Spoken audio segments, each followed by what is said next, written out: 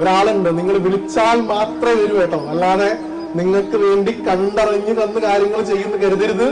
വിളിച്ചാൽ മാത്രം വരുന്ന ഒരാളുണ്ട്, അയാളാണ് ഗുരുവായൂരപ്പൻ. ഓ, എന്റെ കാര്യമൊക്കെ ഭഗവാൻ അറിയാം, ഭഗവാൻ ചെയ്തോളും എന്ന് വിചാരിക്കുന്ന കുറെ ആൾക്കാരുണ്ട്. ഭഗവാൻ അവിടെ ഇരിക്കട്ടെ എന്ന് വിചാരിക്കുന്നു. ഒന്ന് വിളിക്കൂ. വിളിക്കാൻ എന്താണ് ചെലവ്? വിളിച്ചാൽ ഭഗവാൻ വരും. അല്ലാതെ എന്റെ കാര്യങ്ങൾ ഭഗവാൻ കണ്ടറിഞ്ഞ് ചെയ്തോളെന്ന് വിചാരിക്കുന്നത്, നമ്മൾ അത്ര കണ്ട് ആധ്യാത്മികമായിട്ടുള്ള പുരോഗതിയിലേക്കൊക്കെ പോകുമ്പോഴേ ഭഗവാൻ നമ്മളെ ഏറ്റെടുക്കുള്ളൂ. അതുവരെ നമ്മൾ വിളിച്ചാൽ തന്നെ ഭഗവാൻ വരുള്ളൂ. ഞാൻ കഴിഞ്ഞ ഒരു സ്ഥലത്ത് പറഞ്ഞ പോലെ ഉണ്ണിയാണ്, കണ്ണനാണ്, കുട്ടിയാണ്, അത്രേ അറിയുള്ളൂ. ഒരുപാട് കഴിവുകളുണ്ട്.